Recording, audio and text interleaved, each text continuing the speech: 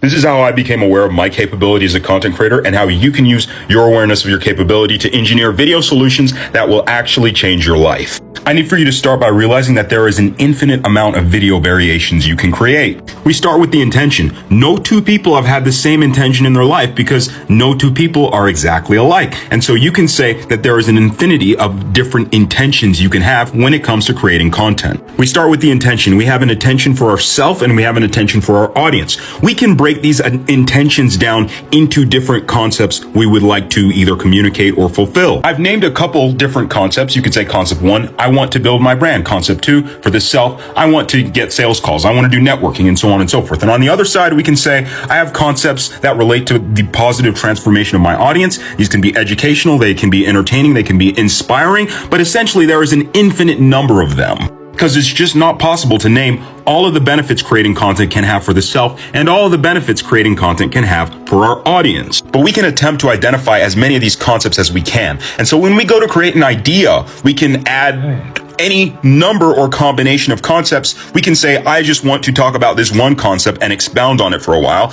I can say, I want to combine concept 1 with concept 50, let's say, and talk about why they're important and then add a call to action. And so you can use different combinations of your knowledge of concepts of how your content can help your audience and how your content can help you. You can combine these concepts and use them to engineer a specific video solution. You can take the concepts themselves and break them down into more concepts, right? So I could take a concept and, I could communicate it with metaphor, stories, logic, etc. And then I can break that concept down into like concept sub 1, let's say. And I can break that concept down into even smaller concepts. And so I could make an entire TikTok account, or I can make content on an entire channel about just one concept, and I could be known for just that one concept. Or I could zoom out a little bit and start incorporating other concepts that I think are important for my audience to know about. What we basically do as content creators is we take an educated guess.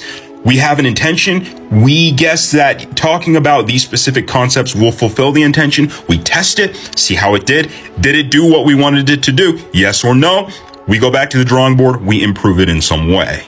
And so the more clearly you can understand your intention and the more concepts you understand you can use to communicate your intention, the more you understand your capability as a content creator and the more power you have to engineer specific video solutions to change your life. I'm putting the finishing touches on Audience Builder Academy. So if you want an unfair advantage in this world of content, fill out an application and I will get back to you personally.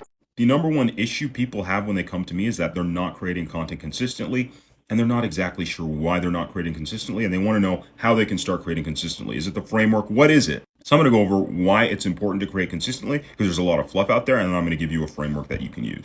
First, if you don't post consistently, it's because you don't know why you should. People say to post consistently, you're not exactly sure why. Maybe you've tried it and it hasn't actually gotten you where you want it to go. The reason you should post consistently is because you're setting a standard for yourself. You're saying, I'm a content creator.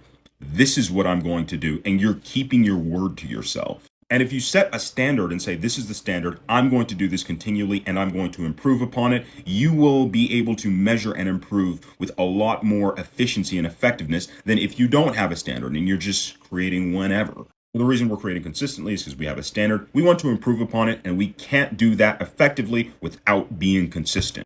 Now, the second thing I want you to do is I want you to base the quality of your content on the standard you've set. So you might set a standard to post one really high quality video once per week. You base the quality of your content off of that, right? You might decide I'm going to post once a day. Base the quality of your content off of that standard that you have. Because honestly, quality, it's abstract. It's hard for us to tell whether a piece of content is going to perform incredibly well or not, especially if you're still getting into content creation, still figuring out how to get views, how to get engagement on your content. I notice a lot of people whose content isn't doing what they want it to do. They'll be obsessing over quality, obsessing over these things, and they haven't put out enough content to know exactly what they're trying to say, why they're trying to say it, or how even to go about doing it. And so a good way to eliminate those problems is to say, I'm going to post a certain amount of times per day. I'm going to let my quality stick to that amount of times per day I post, and I'm going to gradually improve the quality while still maintaining that air of consistency. I promise you some frameworks. Batch creation. It's good for the person who wants to save time, but what makes you think you deserve to save time with your content, right?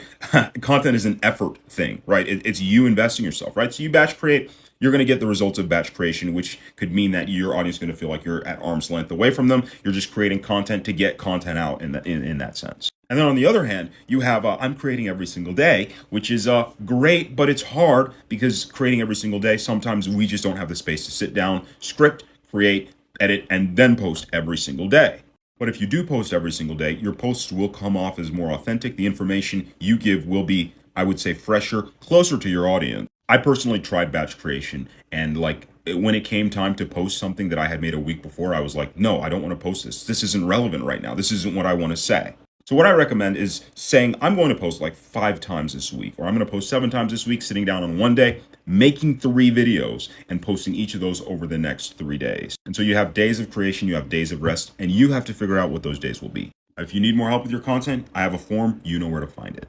I am sitting in the car waiting for my mom to be done in the bookstore. I should have gone in with her. Also, please don't roast my hairline. It's in rehab. But I've been thinking about the last couple days I've had in my business and how the amount of productivity that I've been putting forward is lower than optimal, let's say. And while it's tempting to look at the amount of things I have done compared to the amount of things I could have done and start drinking the Kool-Aid from the discouragement and procrastination Kool-Aid guy, I look back 2 months in my business and I realize that the average amount of work I put in a single day now is greater than the average amount of work I put in a single day 2 months ago. Not only that, but the tasks that I work on are much higher leverage, important tasks directly related to the success of my business. And I'm not just, goofing around or doing something that's really just a cover for procrastinating. In Atomic Habits, James Clear says that you should set if you want to change a habit, you should set a low doable baseline, and then continually improve it and add on to it. And I'm beginning to learn it's the same thing with business. It's better to have 7 40% days and add 1% to each day than it is to have 2 100% days and 5 days where you're not doing anything at all. So if you've been in a creative or a disciplinary slump lately, just remember the words of my college professor. Getting a 40 is infinitely better than getting a 0. But also remember the words of Hamza.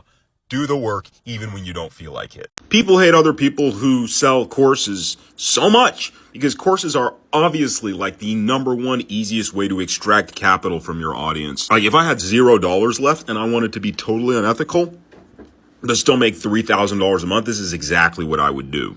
Please don't do this. This is not something that I would recommend for you to do. But this is like if I had no morals, if I was straight up the Joker and I needed money to I don't know, destroy the city of Gotham, this is what I would do. We're going to go open up the scammer's best friend. Spend $20, get GPT-4. This is the prompt you're going to use. Pause to read. Prompt essentially says, outline a 4-module course to help people become more confident. Add a paragraph at the ending that encourages a viewer to invest in themselves by invoking the positive transformations they'll go through and some pains they'll escape by buying the course.